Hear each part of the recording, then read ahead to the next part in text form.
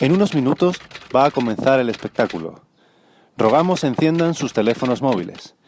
Pedimos graben o difundan cualquier contenido usando el hashtag Paisajes Educativos. Para cualquier duda, consulten a su community manager habitual. Quedar con mi amigo Pedro es sinónimo de una conversación interesante, de un rato agradable. Me gusta de él su creatividad y su ganas de reinventarse, de tratar de ser un buen maestro, haciendo uso siempre de todas las herramientas que tiene a su alcance.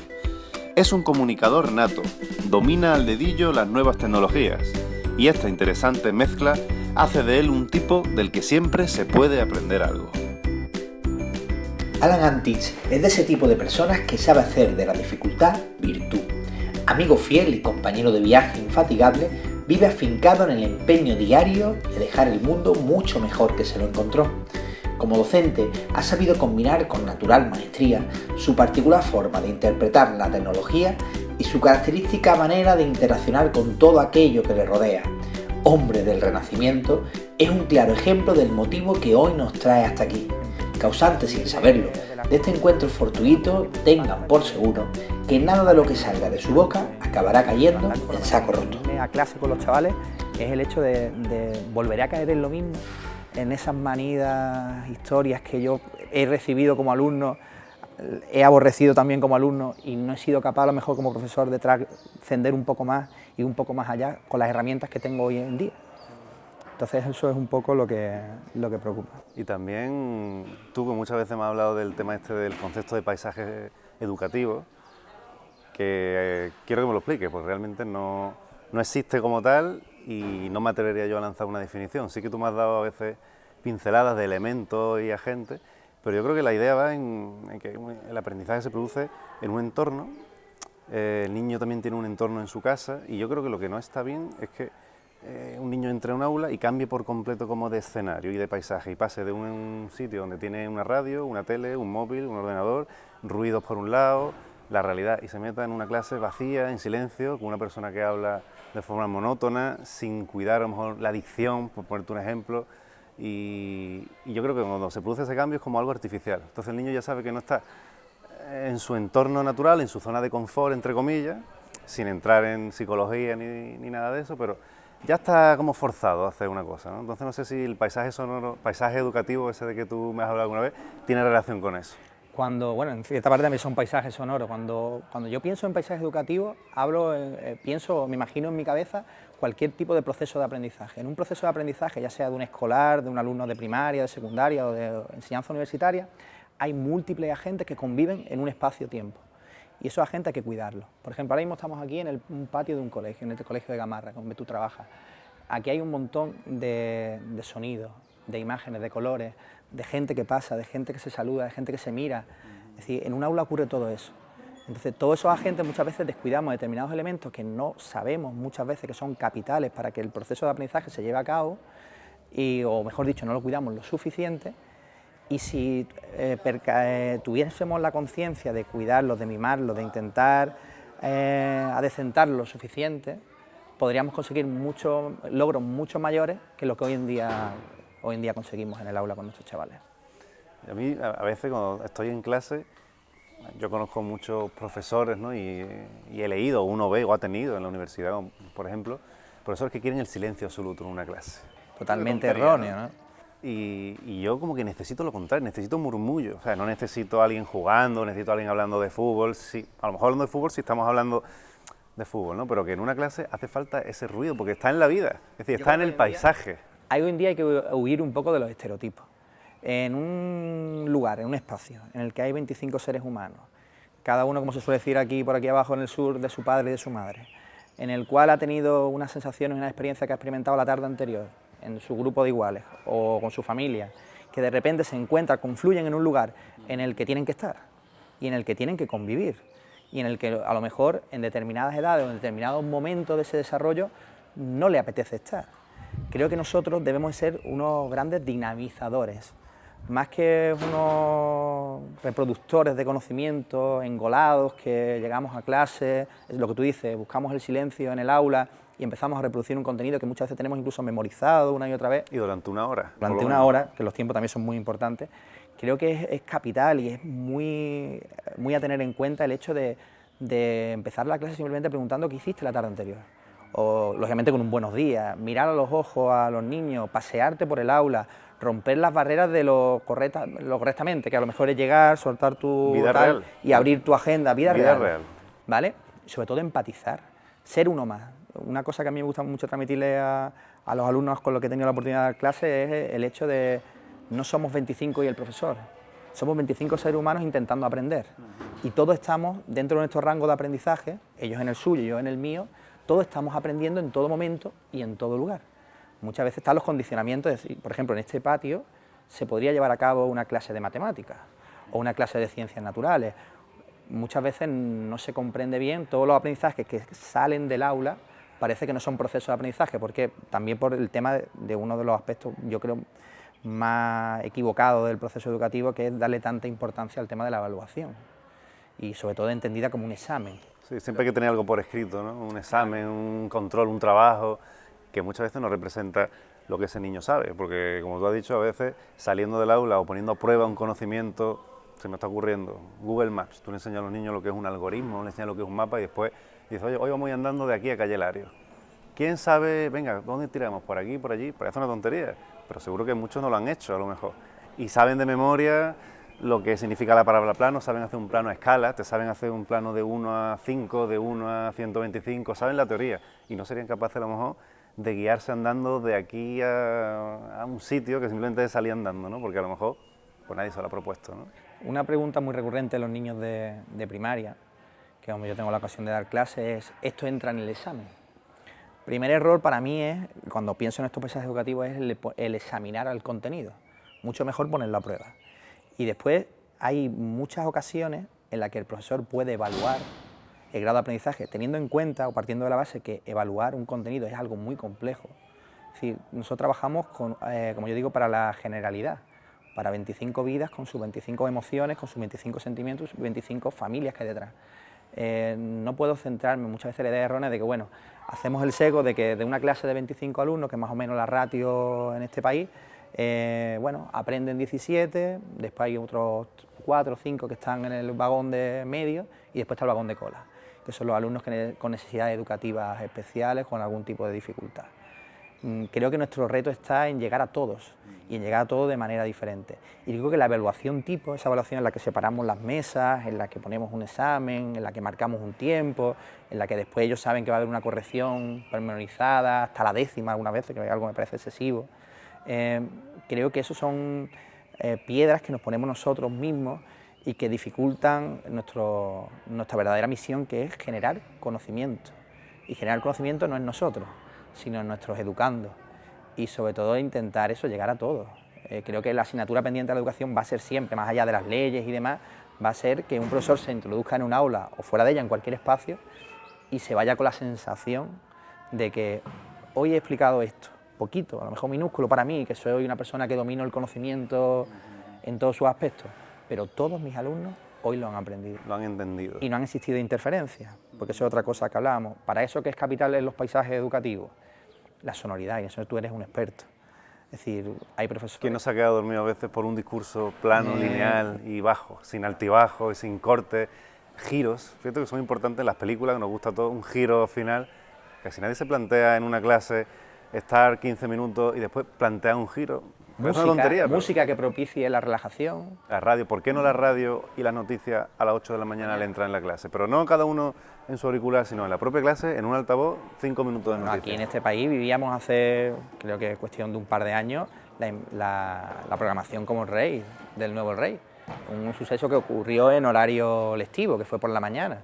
Yo recuerdo la pizarra digital de clase y todas las aulas del cole viendo eso. ¿Por qué? Si dentro de 5 años, 6 años lo van a tener que estudiar en un libro. Si lo pueden vivenciar, lo pueden ver y lo pueden escuchar de primera mano, en primera persona, de los protagonistas de la historia, yo comprendo, no podemos volver a la Segunda República o a la época de Carlos IV, pero si tenemos esa oportunidad, si hay una investidura en el Congreso, si Pedro Sánchez explicar el Congreso de los Diputados, cómo se organiza, o qué es el Senado, o qué son las campañas políticas, la democracia, esta monarquía parlamentaria que tenemos, Si es que tenemos los diarios digitales al acceso a nuestra mano, Cada en el que minuto está la una información, noticia porque voy nueva. a coger un comentario de texto de un libro tipo de lengua que a lo mejor no aterriza en nada. Yo creo que hay un problema y es que tú hablabas de pizarras digitales, móviles, ¿no? Que eso sí que lo tiene todo el mundo. Existe todavía ese miedo a poner el cartel de permitido el móvil, ¿no? El otro día salía en prensa aquí en Málaga, una entrevista que le hacían a una chica que en su clase pues tiene puesto permitido el móvil. Es que yo creo que no haría falta ni ponerlo. Quiero decir, si vivimos con el móvil en la casa, si vivimos con el móvil haciendo deporte, estás corriendo y estás con la aplicación que te está midiendo los pasos, el ritmo, todo. ¿Por qué no el móvil en la clase? Evidentemente, para trabajar, si te vas a poner a hacer otras cosas, se aplica la norma como se puede aplicar si alguien saca un balón en mitad de una clase. Pero no hay que diferenciar el balón del móvil, porque el balón está encima y está quieto allí y nadie dice, oye, el balón no puede estar guardado en la clase. Sin embargo, el móvil no lo puedes tener encima, tiene que estar guardado en la mochila. Sí, pasa igual El móvil hay que que- usarlo. Lo que pasa es que hay que aprender a que el teléfono móvil te puede solucionar la vida y te puede solucionar una clase, te puede solucionar cualquier momento y yo creo que el alumno, de los más pequeños no, pero cuando un alumno empieza a tener cierta autonomía, porque evidentemente un móvil tiene sus ventajas y sus inconvenientes, pero en secundaria, por ejemplo, o incluso en sexto de primaria, yo creo que el móvil es una herramienta fundamental en la clase, incluso puede sustituir a veces a un libro. Claro, es que el conocimiento no puede estar vacío de experiencia. En la clase de sexto de primaria, una de las asignaturas que se han incluido con la nueva ley educativa, con la LOMS, es el tema de la práctica digital. No podemos, yo no entiendo, al principio de curso cuando yo planteaba la posibilidad de que los alumnos trajesen sus tablets, sus dispositivos móviles, un móvil en definitiva al aula, pues en el claustro de profesores, comentándolo con los compañeros, pues nos generaba ciertas inquietudes, ¿no? Por el tema de todos esos riesgos que están derivados de tener un dispositivo móvil 2.0 en el aula. Pero ese conocimiento, que realmente es la base teórica de esa asignatura, en el cual hay un libro de texto, no puede estar desprovisto de la parte práctica. Si no entenderíamos una asignatura de ciencias naturales sin un laboratorio en el que poder subir o ir a hacer cualquier tipo de práctica. No entiendo la asignatura de práctica digital sin una herramienta 2.0 con acceso a Internet. Muchas veces los niños tienen la problemática o el miedo a que su madre lo castigue sin el móvil por un mal uso. Yo creo que mutilar las cosas solo en determinadas edades solo hace que tengas más curiosidad. Lo que tienes que darle es los aprendizajes necesarios para que el uso de esa herramienta sea lo suficientemente adecuado en cada momento y en cada lugar. Estamos aquí en esta conversación, no se nos ocurriría, mientras estoy hablando contigo, tener el móvil, como ese ejemplo manido de que vamos a comer a un restaurante y te ves a los 4 miembros de la unidad familiar. Sentido común con y educación. Pero lo que tú dices, que un niño no sepa utilizar Google Maps, que no sepa que cuando monta en bici, cuando anda, tiene la posibilidad de controlarse las calorías y a través de cualquier tipo de dispositivo, son cosas fundamentales. ¿Y qué pasa en todo esto? Que para que esto no muera en la clase de... Yo cuando rastreo muchas veces Twitter, el contenido específico en materia de educación es muy... Yo lo veo muy frío, muy poco... No arranca mucho de la experiencia, es muy promocional. Un contenido plano, de grandes teorías. Echo en falta que los profesores, los de todos los días, se meten todos los días en un aula fuera de ella, Cuenten eso que hacen todos los días. transmitan. Estoy necesitado de foros en el que intercambiemos opiniones. Yo creo que desde la experiencia de otros compañeros es la mejor forma de construir conocimiento. Desde la conversación tranquila como la que estamos teniendo tú hoy aquí, hay un montón de ideas y de conocimiento que serían muy interesantes desde mañana mismo aplicarlo al aula. Y muchas veces echo en falta eso, de otras áreas como puede ser el periodismo deportivo, el periodismo, si hay verdaderos generadores de opinión. Es muy extraño, vamos a hacer un examen de cuántos generadores de opinión a nivel nacional tienen más de 100.000 seguidores en Twitter Sí, del o en mundo cualquier red educativo social. hay poco, Eh, o ninguno. Entonces Están en yo el eso lo deporte o considero- están en la política. Considero que los profesionales de la educación en cualquiera de las ramas es fundamental que demos el salto, que no tengamos lo que yo le digo a mis niños, los principios del noísmo. No puedo, no quiero, esto es muy difícil, no lo voy a conseguir. No, tenemos que transgredir, tenemos que intentar eso, utilizar las herramientas que tenemos a nuestro alcance, no puede haber interferencia, tenemos que utilizar la jerga. No puede ser que un profesor no conozca que en la RAE el año pasado se introducía el término tweet. O profesores simplemente que no conozcan lo que es un tweet o lo que es un me gusta, el verdadero significado de un me gusta. O que piensen, vaya, yéndonos al extremo, que piensen que si van a entrar en Twitter están innovando. Si es que ya no estamos innovando, es que Twitter tiene ya 10 años, Lo que que ya hablamos, está superado casi. tener un ordenador en clase no es innovación educativa. Ahora, tener las herramientas, la metodología adecuada para saber qué hacer con ese ordenador en clase eso sí es una asignatura pendiente. Y yo eso lo valoro desde dos patas. Desde el lado de la formación, el aprendizaje está muy suscrito al ámbito de la universidad, termino mi carrera universitaria y me pongo a dar clases y ya supuestamente gano experiencia, gano, como yo digo, horas de vuelo en el aula, pero no alimento el conocimiento. No creo que la metodología que yo cuando salí de la carrera ya por el año 2006, que yo aprendí, que me enseñaron en ese momento, para magníficos profesionales, esté muy actualizada al momento actual que me toca vivir. Entonces esa formación continua tiene que ir más allá de una mera exigencia del claustro de profesores, más a una inquietud, y no tiene que ser nada arreglado, porque es otra cosa, un error manido, es decir, el aprendizaje puede estar en un vídeo tutorial de YouTube, o en un libro de un autor, incluso de un publicista. Podemos encontrar en manuales de publicidad conocimientos muy interesantes con los que vender, o vendernos, o vender nuestro contenido. Entonces pienso que eso es muy importante de un lado. Y del otro es el intentar interconectar y ponerse más en el lugar de todos los aspectos, de todos los sectores que componen un proceso educativo, sobre todo en las etapas más primarias, la familia, los compañeros, el entorno, dónde estoy. No es lo mismo dar clase en este entorno que dar clase en otro entorno, no es lo mismo el aula de quinto de primaria que la de sexto de primaria, ni lo mismo Periquito Pérez que Mariquita Pérez, es decir, son dos personas totalmente diferentes. Entonces creo que esas dos condiciones son fundamentales para intentar mejorar cada día. Que sí, es lo que un poco lo que persigue. Yo veo también que en ese paisaje educativo al que tú haces referencia, que le estamos aquí dando forma, a nivel organizativo de los centros incluso, todos conocemos pues los departamentos, ¿no?, de lengua, departamentos de matemáticas, que tienen 30, 40 años, y yo no veo en ningún sitio un departamento de asesoramiento técnico, o un departamento transversal que ocupe todo, digamos, de tecnología, por ejemplo. Así que yo creo que tecnología no es una asignatura, la tecnología está en todas las asignaturas si realmente uno trabaja innovando, porque innovar no es solamente la postura de un niño en la clase, o que trabaje de forma cooperativa, que eso ya está superado, hay que trabajar de forma cooperativa, ¿no? Esos niños sentados, separados como hace mucho tiempo, todas las clases, los exámenes, lo que hemos hablado, eso ya... Pero la tecnología yo creo que va unido a la innovación, y si no hay un departamento o los centros no asumen que hay una inversión que hacer en tecnología, es decir, los dispositivos cuestan dinero, las pantallas cuestan dinero, entonces yo creo que seguiremos con ese lastre, ¿no? Es decir, de pensar que la tecnología es algo extra o es, venga, vamos a innovar, es que vamos a comprar un ordenador. No, es que aquí damos por hecho que cada año hay que renovar los ordenadores, porque es que si no, no podemos dar clases. Pero es que algunos piensan que no se puede dar tecnología y sí se puede dar geografía. Y yo pienso que no, que geografía necesita la misma tecnología que tecnología. Yo creo que los contenidos se pueden compatibilizar, es decir, no se pueden tener en carpeta. Los contenidos, lo que tú dices, como bien decías, son transversales a todas las áreas del conocimiento. Y para eso es fundamental también, algo que no nos ayuda y que yo pienso que es una excusa y a la que cada vez intento dedicarle menos tiempo, es el tema de la burocracia. Yo creo que, lo decía el otro día, creo que publicaba el otro día un tuit, en el sentido de la burocracia es la excusa perfecta para el que quiere dejar de aprender. No es que tengo que hacer, que tengo la programación. Es que no llego porque tengo que hacer 3 documentos, tal. Bueno, yo creo que lo primero es lo primero y lo segundo es lo segundo. De ahí también radica mucho parte del problema, es que el tema de las leyes educativas.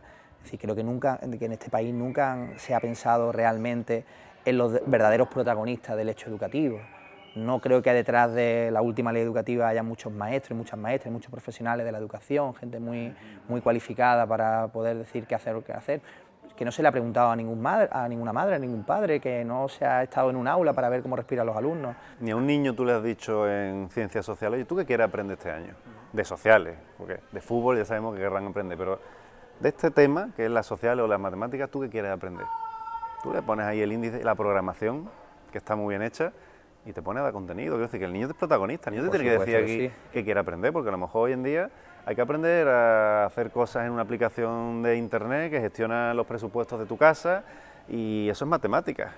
Eso que tú argumentas es una fuente de motivación brutal para el alumno que se tiene que sentar todos los días y que tiene que escucharte todos los días. Yo pienso en el martirio que yo puedo llegar a ser para esos chavales. Claro, si le das una cosa que no le interesa en absoluto. Entonces, ese sentido es fundamental. Fundamental dibujar ese paisaje, darle forma y ver que ningún día es igual a otro. Y que la única forma de exigirnos eso es intentar cada día ser un poco diferentes, un poco mejores y controlarlo todo un poco mejor. Y que hay muchas cosas que influyen, que son detalles que tú decías al principio, ¿no? La forma de vestir, es decir, llegar y que el niño vea que perteneces a su mundo, que no apareces ahí como si fueras de smoking, que puedes ir un día a un momento concreto, pero si el entorno en el que estás, pues la gente va de una determinada forma, tú eres el profesor, pero estás en ese mundo, y que se vea en tu forma de hablar. Hay que hablar que un niño te entienda, a un volumen que el niño esté atento, porque si tu tono de voz es muy bajo y no juegas con eso, pues tienes que ir cuidando esa cosa, la decoración de la clase, que tú decías también al principio, la apariencia, la dejadez La de una luminosidad, persona. entras en determinadas clases que son oscuras, en las que no entra la luz. En una ciudad como nosotros que vivimos en Málaga, tenemos la suerte de que casi todo el año entra el sol por la ventana, el cerrar las puertas, esa desconexión del mundo real. Cuando un profesor cierra la puerta y se encierra en un aula, hay una desconexión. Es como si nos montásemos en un cohete, ¿vale? De repente salimos del mundo real, creamos un mundo ficticio de aprendizaje y cerramos la puerta para que nadie nos vea, porque tenemos pudores, tenemos miedo. Sí, sí, las puertas bien cerradas de las clases. Exactamente, eso, cuidado. ¿no? Abrir las puertas, abrir las ventanas, abrirnos al mundo. Y otra cosa muy importante es que las cosas no pueden ser cuestión de moda. Hace un tiempo a esta parte, en España nos hemos querido poner a la cabeza en materia idiomática, algo que habíamos olvidado, en aprender inglés, aprender francés, aprender idiomas, abrirnos a Europa. Y eso ha sido un caballo de batalla durante X años. Se han llevado diferentes acciones para conseguirlo. Ahora parece que la moda es la innovación, utilizar nuevas metodologías. Creo que todo tiene que ir más compensado. En ese paisaje educativo es cuando vemos un fondo de un atardecer, en el sol cayendo, las gaviotas pasando por el mar, la orilla, el agua rompiendo con la orilla. Nos gusta, nos atrae, nos emociona porque hay armonía. Entonces, en el proceso educativo tiene que existir, o debemos de ser capaces de crear, en la medida de nuestras posibilidades, ojo, esa armonía. Porque si no, creo que solo vamos a ser fruto de determinados impulsos que van a llegar, muchas veces más desde fuera que desde nuestro propio interés, que nos van a venir marcados desde fuera y en los cuales creo que el alumno de hoy, 2016, no será el alumno del año que viene, 2017, que entre otra vez en un curso de la enseñanza obligatoria que es a partir de los 3 años. Pienso que tenemos esa exigencia, esa necesidad de ponernos las pilas y empezar a dibujar verdaderos paisajes educativos en lo que el aprendizaje se pueda llevar a cabo. Yo creo que el concepto es interesante y que todos creamos un paisaje educativo, nos gusta o no, lo que tenemos que ver es si los agentes que intervienen, esos elementos, los estamos teniendo en cuenta. Si no estamos dentro de la rutina, donde no le damos importancia a esas cosas y solo al contenido, ¿no? Porque yo creo que ahí está la clave y que el aprendizaje muchas veces no se produce leyendo un texto, sino se produce con una respuesta, con un gesto tuyo. Básicamente como lo que hemos estado hablando de aquí, intercambiando opiniones, generando sinergias, sacando posturas nuevas sobre la mesa y sobre todo creo que ajustándonos al tiempo, creo que vamos a aburrir hasta bueno el público que tenemos aquí delante más. Yo creo que aquí además, en esta jornada de No me cuentes cuentos, que gente va a contar cosas muy interesantes. Yo creo que más que nosotros. No, esto es un rollo, además ya no estamos pasando del tiempo, pero que son las cosas que hay que hacer. Gente con inquietudes, que usan vídeos para dar clases, que usan noticias, que usan la vida cotidiana para dar clases, porque es que al final el aprendizaje es cotidiano y uno aprende las cosas dentro de la cotidianidad, no dentro de la excepción. En fin, ahí están las claves. Tu vida la generas en algo cotidiano, ¿no? Tu vida no la marcan los domingos que tú has ido a una boda, a un bautizo, a ciertos eventos, eso quedan ahí, pero tú te vas fraguando en lo cotidiano, ¿no? Entonces, y en todo momento y en todo lugar. Exactamente. Pues bueno, nada, a ver qué... Ahí está buena gente que quiere preguntarnos. Muy bien. Muchas gracias, tío, un placer como a siempre. ti, si es que esto es, si nos vemos todos los días, lo que pasa es que...